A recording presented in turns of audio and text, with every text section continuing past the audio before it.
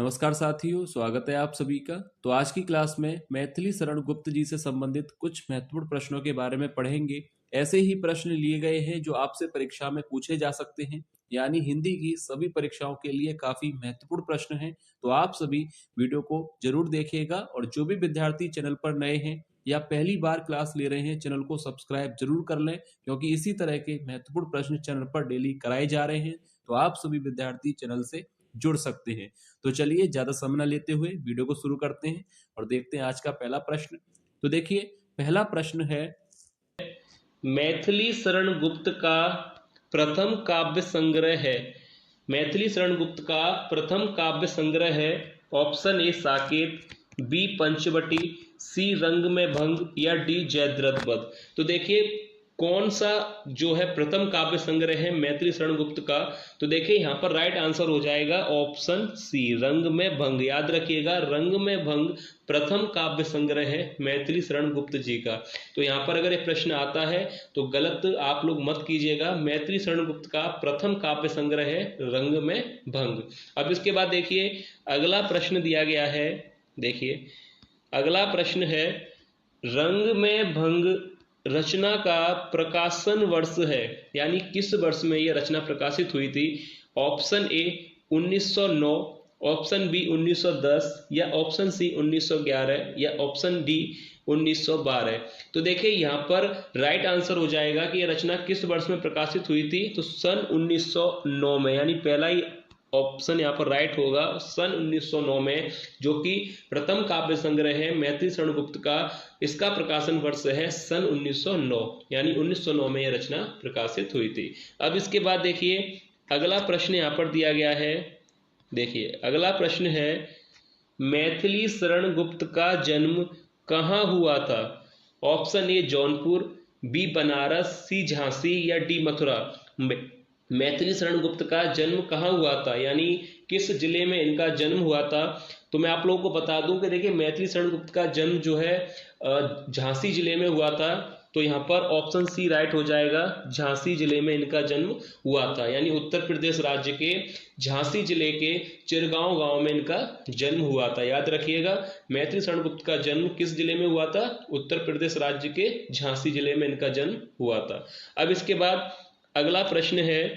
देखिए अगला प्रश्न यहाँ पर लिया गया है, मैथिली शरण गुप्त का जन्म कब हुआ था। इनका जन्म किस जिले में हुआ था वो मैंने आप लोगों को बता दिया, झांसी जिले में हुआ था। अब इनका जन्म कब हुआ था। ऑप्शन ए सन 1884 या ऑप्शन बी सन 1885 या ऑप्शन सी 1886 या डी 1887। तो देखिए इनका जन्म कब हुआ था, तो यहाँ पर राइट आंसर हो जाएगा ऑप्शन सी, यानी 1886 में इनका जन्म हुआ था। ऑप्शन सी यहाँ पर बिल्कुल सही आंसर होगा। सन 1886 में मैथिली शरण गुप्त का जन्म हुआ था। अब इसके बाद अगला प्रश्न यहाँ पर दिया गया है। देखिए अगला प्रश्न है, राष्ट्र कवि के रूप में किसे जाना जाता है। राष्ट्र कवि के रूप में किसे जाना जाता है, आचार्य रामचंद्र शुक्ल या मैथिली शरण गुप्त, राहुल सांकृत्यायन या रामधारी सिंह दिनकर। तो देखिए किसको राष्ट्र कवि की उपाधि दी गई थी। तो राइट आंसर हो जाएगा ऑप्शन बी, यानी मैथिली शरण गुप्त। ऑप्शन बी यहाँ पर राइट होगा कि राष्ट्र कवि के रूप में किसे जाना जाता है, मैथिली शरण गुप्त को। अब इसके बाद अगला प्रश्न दिया गया है। देखिए अगला प्रश्न है, मैथिली शरण गुप्त को राष्ट्र कवि की उपाधि किसने दी थी। देखिए अच्छा प्रश्न है एग्जाम के लिए कि मैथिली शरण गुप्त को राष्ट्र कवि की उपाधि किसने दी थी। ऑप्शन ए सुभाष चंद्र बोस ने या ऑप्शन बी महात्मा गांधी ने, सी रविंद्रनाथ टैगोर ने या ऑप्शन डी लाला लाजपत राय ने। तो देखिए मैथिली शरण गुप्त को राष्ट्र कवि की उपाधि किसने दी थी। तो देखिए यहाँ पर राइट आंसर हो जाएगा ऑप्शन बी, यानी महात्मा गांधी ने। ऑप्शन बी राइट होगा, महात्मा गांधी ने ही इन्हें यानी मैथिली शरण गुप्त को राष्ट्र कवि की उपाधि दी थी। अब इसके बाद देखिए अगला प्रश्न यहाँ पर दिया गया है। देखिए अगला प्रश्न है, मैथिली शरण गुप्त किस युग के कवि हैं। ऑप्शन ए भारतेंदु युग, द्विवेदी युग, छायावादी युग या ऑप्शन डी शुक्लोत्तर युग। तो देखिए मैथिली शरण गुप्त किस युग के कवि हैं? तो मैं आप लोगों को बता दूं, यहाँ पर राइट आंसर हो जाएगा ऑप्शन बी, यानी द्विवेदी युग यहाँ पर राइट आंसर होगा। मैथिली शरण गुप्त आधुनिक काल के द्विवेदी युग के कवि हैं, याद रखिएगा ऑप्शन बी यहाँ पर सही है। मैथिली शरण गुप्त जो है द्विवेदी युग के कवि हैं। अब देखिए इसके बाद अगला प्रश्न दिया गया है। देखिए अगला प्रश्न है, गुप्त जी को आधुनिक युग का तुलसी किसने कहा है? मैथिली शरण गुप्त को आधुनिक युग का तुलसी कहा जाता है। यहाँ पर याद रखिएगा, अगर ये प्रश्न इस तरह से एग्जाम में आता है कि आधुनिक युग का तुलसीदास या तुलसी किसे कहा जाता है, तो 4 ऑप्शन दिए गए होंगे, तो याद रखिएगा मैथिली शरण गुप्त राइट आंसर होगा। यह प्रश्न एग्जाम में आ सकता है कि आधुनिक युग का तुलसी किसे कहा जाता है, तो याद रखिएगा मैथिली शरण गुप्त को। अब इसके बाद ये भी पूछा जा सकता है कि यह जो कहा गया है आधुनिक युग का तुलसी किसने कहा है, तो इस तरह से भी पूछा जा सकता है। तो यहाँ पर देखिए इसी प्रश्न के ऑप्शन दिए गए हैं कि रामचंद्र शुक्ल ने, रामधारी सिंह दिनकर ने, या गणपति चंद्र गुप्त ने, या डॉक्टर रामकुमार वर्मा ने, यानी किसने इनको आधुनिक युग का तुलसी कहा था। तो राइट आंसर हो जाएगा ऑप्शन सी, डॉक्टर गणपति चंद्र गुप्त ने मैथिली शरण गुप्त को आधुनिक युग का तुलसी कहा है। तो दोनों प्रश्न याद रखिएगा, आधुनिक युग का तुलसी मैथिली शरण गुप्त को कहा जाता है, ठीक है, और किसने कहा था, यहाँ भी ये भी क्लियर हो गया कि किसने कहा था। तो दोनों प्रश्न आप लोगों को आ गए। अब इसके बाद देखिए अगला प्रश्न है, देखिए अगला प्रश्न है, गुप्त जी को भारत सरकार द्वारा कौन सा सम्मान दिया गया? गुप्त जी को भारत सरकार द्वारा कौन सा सम्मान दिया गया? पद्म भूषण, या ऑप्शन बी पद्म विभूषण, सी पद्मश्री, या ऑप्शन डी कोई नहीं। तो देखिए मैथिली शरण गुप्त को भारत सरकार द्वारा जो सम्मान दिया गया था साहित्य और शिक्षा के क्षेत्र में योगदान देने पर, ऑप्शन ए राइट हो जाएगा पद्म भूषण। पद्म भूषण इन्हें सम्मान से सम्मानित किया गया था सन 1954 में। याद रखिएगा, अगर ये भी प्रश्न आता है कि किस वर्ष सम्मानित किया गया था, तो सन 1954 में साहित्य और शिक्षा के क्षेत्र में योगदान देने के कारण इनको भारत सरकार ने पद्म भूषण से सन 1954 में सम्मानित किया था, याद रखिएगा। अब इस अगला प्रश्न है, मैथिली शरण गुप्त की खड़ी बोली में रचित पहली कविता है। देखिए सरल प्रश्न है, ऑप्शन ए जयद्रथ वध, बी हेमंत, सी साकेत, या ऑप्शन डी रंग में भंग। तो देखिए यहाँ पर राइट आंसर हो जाएगा कि मैथिली शरण गुप्त की खड़ी बोली में रचित पहली कविता है, ऑप्शन बी यहाँ पर राइट होगा हेमंत, याद रखिएगा। और किस पत्रिका में इसको जो है छपी थी यह कविता, तो याद रखिएगा सरस्वती पत्रिका में इस कविता को छापा गया था। यहाँ पर राइट आंसर हो जाएगा ऑप्शन बी, जो कि पहली कविता है मैथिली शरण गुप्त की खड़ी बोली में रचित। अब इसके बाद देखिए अगला प्रश्न देखते हैं। देखिए अगला प्रश्न यहाँ पर दिया गया है, मैथिली शरण गुप्त को किस रचना के कारण राष्ट्र कवि की उपाधि मिली थी? ऑप्शन ए साकेत, बी पंचवटी, या ऑप्शन सी भारत भारती, या ऑप्शन डी जयद्रथ वध। यानी किस रचना के कारण राष्ट्र कवि की उपाधि मिली थी? तो देखिए यहाँ पर राइट आंसर हो जाएगा ऑप्शन सी भारत भारती।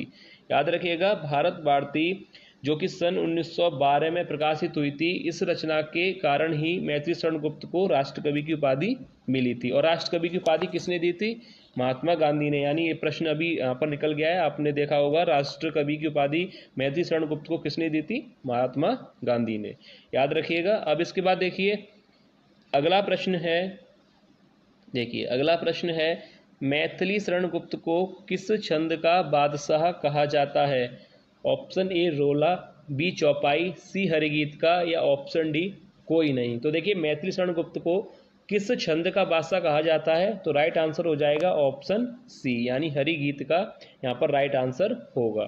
अब इसके बाद अगला प्रश्न देखते हैं। देखिए अगला प्रश्न यहाँ पर दिया गया है, गुप्त जी को मंगला प्रसाद पारितोषिक पुरस्कार किस रचना पर मिला था? देखिए एग्जाम के लिए काफ़ी महत्वपूर्ण प्रश्न है कि मैथिली शरण गुप्त को मंगला प्रसाद पुरस्कार किस रचना पर मिला था? Option a Yashodhara, b Saket, c Rang Mein भंग, या ऑप्शन डी जयद्रथ वध। यानी किस रचना पर इन्हें मंगला प्रसाद पुरस्कार मिला था? तो राइट आंसर हो जाएगा ऑप्शन बी साकेत। याद रखिएगा, साकेत महाकाव्य पर इन्हें मंगला प्रसाद पुरस्कार मिला था। और साकेत का प्रकाशन कब हुआ था? 1931 में। और इनको यह पुरस्कार किस सन में मिला था? अगर ये भी प्रश्न अगर आपसे पूछा जा रहा है कि मंगला प्रसाद पुरस्कार जो है किस रचना पर मिला था? साकेत पर। और किस वर्ष में मिला था? तो याद रखिएगा सन 1932 में, क्योंकि साकेत का जो प्रकाशन है वो सन 1931 में हुआ था और 1932 में इन्हें मंगला प्रसाद पुरस्कार मिला था। अब इसके बाद देखिए अगला प्रश्न देखते हैं। देखिए अगला प्रश्न है, गुप्त जी के किस काव्य में लक्ष्मण के चरित्र का वर्णन है? Option a Yashodhara, b Panchavati, c Rang Mein भंग या ऑप्शन डी जयद्रथ वध। तो देखिए मैथिली शरण गुप्त के किस काव्य में लक्ष्मण के चरित्र के बारे में बताया गया है? तो देखिए राइट आंसर हो जाएगा ऑप्शन बी यानी पंचवटी। सरल प्रश्न है, आप लोगों को इसका आंसर पता होगा कि मैथिली शरण गुप्त के किस काव्य में लक्ष्मण के चरित्र के बारे में बताया गया है। ऑप्शन बी यहाँ पर राइट हो जाएगा पंचवटी। अब इसके बाद अगला प्रश्न यहाँ पर दिया गया है। देखिए अगला प्रश्न है, साकेत महाकाव्य का प्रकाशन वर्ष है सन 1932, 1933, सन 1931 या सन 1934। किस वर्ष यह प्रकाशित हुआ था महाकाव्य? तो यहाँ पर राइट आंसर हो जाएगा 1931 में साकेत महाकाव्य जो है प्रकाशित हुआ था, मैथिली शरण गुप्त के द्वारा लिखा गया है। तो यहाँ पर राइट आंसर हो जाएगा ऑप्शन सी। अब इसके बाद देखिए अगला प्रश्न दिया गया है। देखिए अगला प्रश्न है, साकेत महाकाव्य की नायिका है, साकेत महाकाव्य की नायिका है। Option a Shakuntala, b Sita, c Urmila या डी यशोधरा। तो देखिए साकेत महाकाव्य की नायिका कौन है? ऑप्शन सी यहाँ पर राइट हो जाएगा उर्मिला। साकेत महाकाव्य जो कि मैथिली शरण गुप्त के द्वारा लिखा गया है, इसकी जो नायिका है वह है उर्मिला, याद रखिएगा। अब इसके बाद अगला प्रश्न यहाँ पर दिया गया है। देखिए अगला प्रश्न है, अबला जीवन हाय तुम्हारी कहानी, आंचल में दूध और आंखों में पानी। उपयुक्त पंक्ति गुप्त जी के किस काव्य से है? यानी ये जो पंक्तियां दी गई हैं वह किस काव्य से संबंधित है, यानी किस काव्य की है? Option a Vishnupriya, b Yashodhara, c Priyapravas या डी साकेत। तो देखिए अगर ये प्रश्न अगर आता है, ये पंक्तियां आती हैं, तो याद रखिएगा ऑप्शन बी राइट हो जाएगा यशोधरा। ठीक है, याद रखिएगा उपयुक्त पंक्ति गुप्त जी के किस काव्य से ली गई हैं, यानी किस काव्य से है ये? यशोधरा। ऑप्शन बी यहाँ पर राइट होगा। अब इसके बाद देखिए अगला प्रश्न यहाँ पर दिया गया है, साकेत महाकाव्य में कितने सर्ग हैं? ऑप्शन ए 11 सर्ग, ऑप्शन बी 12 सर्ग, ऑप्शन सी 13 सर्ग या ऑप्शन डी 14 सर्ग। तो देखिए साकेत महाकाव्य में कितने सर्ग हैं? याद रखिएगा अगर ये प्रश्न आता है तो 12 सर्ग। साकेत महाकाव्य में कितने सर्ग हैं? 12 सर्ग हैं। ठीक है, याद रखिएगा, काफ़ी महत्वपूर्ण प्रश्न लिए गए हैं जो एग्जाम में आपसे पूछे जा सकते हैं। तो देखिए साकेत महाकाव्य में कितने सर्ग हैं? 12, यानी ऑप्शन बी यहाँ पर राइट हो जाएगा। अब इसके बाद देखिए आगे यहाँ पर प्रश्न दिया गया है, यशोधरा काव्य का प्रकाशन वर्ष है। तो देखिए पहले मैं आप लोगों को बता दूं कि जिन कवियों और लेखकों के बारे में आप लोग पढ़ते हैं उनके जीवन परिचय के साथ साथ उनकी रचनाओं के नाम तो आपको याद करने ही है, साथ ही साथ उनके प्रकाशन वर्ष को भी आप लोगों को याद करना होगा, क्योंकि इनसे संबंधित प्रश्न भी एग्जाम में पूछा जाता है। यानी रचना और उनके रचनाकार के नाम आपको पता है, अच्छी बात है, पर उस रचना का जो प्रकाशन यानी कब वह प्रकाशित हुई थी इसके बारे में भी आप लोग जरूर पढ़िएगा, क्योंकि इस पे आधारित प्रश्न भी पूछा जाता है। जैसे कि यहाँ पर दिया गया है कि यशोधरा काव्य का प्रकाशन वर्ष है सन 1930 या सन 1931, 1932 या 1933, यानी किस सन में यशोधरा काव्य का प्रकाशन हुआ था? तो देखिए राइट आंसर हो जाएगा 1933। ऑप्शन डी यहाँ पर राइट होगा। अब इसके बाद आगे यहाँ पर प्रश्न दिया गया है।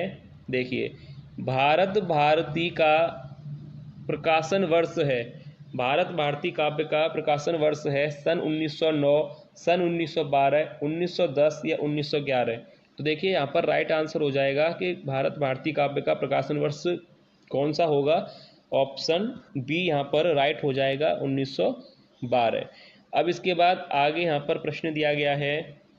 देखिए अगला प्रश्न है कि जयद्रथ वध काव्य का प्रकाशन वर्ष है सन 1909, 1910, 1911 या 1912? किस वर्ष यह प्रकाशित हुआ था? तो ऑप्शन यहाँ पर राइट हो जाएगा ऑप्शन बी, यानी 1910 में इस काव्य का प्रकाशन हुआ था। ठीक है, याद रखिएगा। अब इसके बाद देखिए अगला यहाँ पर प्रश्न दिया गया है। देखिए अगला प्रश्न है, पंचवटी काव्य का प्रकाशन वर्ष है। ऑप्शन ए 1927, 1928, 1926 या 1925? किस वर्ष में इस काव्य का प्रकाशन हुआ था? पंचवटी का प्रकाशन वर्ष है। तो देखिए यहाँ पर राइट आंसर हो जाएगा ऑप्शन डी, यानी 1925 में इसका प्रकाशन हुआ था। याद रखिएगा। अब इसके बाद देखिए अगला प्रश्न देखते हैं। देखिए अगला प्रश्न है कि झंकार रचना का प्रकाशन वर्ष है, यानी ये जो रचना है झंकार, ये भी मैथिली शरण गुप्त के द्वारा ही रचित गई है।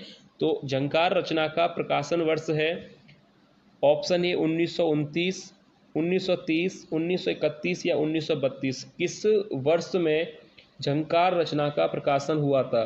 तो यहाँ पर देखिए इस प्रश्न का जो राइट आंसर होगा, इस प्रश्न का राइट आंसर हो जाएगा ऑप्शन ए, यानी 1929 में इसका प्रकाशन हुआ था। ठीक है, याद रखिएगा। अब इसके बाद आगे यहाँ पर प्रश्न दिया गया है। देखिए अगला प्रश्न है, जय भारत रचना का प्रकाशन वर्ष है। जय भारत रचना के रचनाकार कौन है? मैथिली शरण गुप्त। ये जो रचना है यहाँ पर जितनी भी अभी आपने देखी, सबके रचनाकार मैथिली शरण गुप्त हैं। अब इसके बाद देखिए यहाँ पर है कि सन 1950 में या 1951 में, 1952 में या 1953 में? किस वर्ष इस रचना का प्रकाशन हुआ था? जय भारत। तो देखिए यहाँ पर राइट आंसर हो जाएगा 1952, यानी ऑप्शन सी राइट होगा। 1952 में जय भारत रचना का प्रकाशन हुआ था। अब इसके बाद देखिए अगला प्रश्न यहाँ पर दिया गया है। देखिए अगला प्रश्न यहाँ पर दिया गया है, जो कि वीडियो का लास्ट प्रश्न है। मैथिली शरण गुप्त का निधन कब हुआ? सन 1969, 1964, 1965 या 1966? किस वर्ष में मैथिली शरण गुप्त का निधन हुआ था? तो राइट आंसर हो जाएगा ऑप्शन बी, 1964 में। याद रखिएगा, सन 1964 में मैथिली शरण गुप्त का निधन हुआ था। तो एक बार मैं आप लोगों को फिर से थोड़ा क्लियर कर दूं। देखिए मैथिली शरण गुप्त का जन्म कब हुआ था, ये प्रश्न बनता है। तो देखिए मैथिली शरण गुप्त का जन्म हुआ था 1886 में मैथिली शरण गुप्त का जन्म हुआ था, और 1964 में मैथिली शरण गुप्त का निधन। ये दो पॉइंट आप क्लियर करिए। 1886 में इनका जन्म और 1964 में इनकी मृत्यु हुई थी। और इनका जन्म कहाँ हुआ था? उत्तर प्रदेश राज्य के झांसी जिले के चिरगांव में इनका जन्म हुआ था।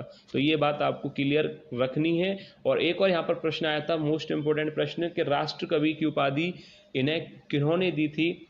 तो यहाँ पर देखिए याद रखिएगा, महात्मा गांधी ने ही इन्हें राष्ट्र कवि की उपाधि दी थी। यहाँ पर ये कुछ पॉइंट हैं वो आप लोग क्लियर कर लीजिएगा। काफ़ी महत्वपूर्ण प्रश्न लिए गए थे और आप लोग वीडियो को ज़रूर देखिएगा। अगर वीडियो आप लोगों को पसंद आई है तो वीडियो को लाइक कीजिएगा और चैनल को सब्सक्राइब करने के साथ साथ वीडियो को शेयर जरूर कीजिएगा। तो चलिए मिलते हैं नेक्स्ट वीडियो में ऐसे ही और महत्वपूर्ण एमसीक्यू के साथ। तब तक आप लोग अपनी तैयारी अच्छी तरह से करते रहिए। और अगर आपको आज की वीडियो में किसी भी प्रश्न पर कोई भी डाउट है तो आप लोग कमेंट करके बता सकते हैं। और अगर वीडियो आप लोगों को पसंद आई है तो वीडियो को लाइक ज़रूर कीजिएगा। तो चलिए मिलते हैं नेक्स्ट वीडियो में, तब तक के लिए धन्यवाद।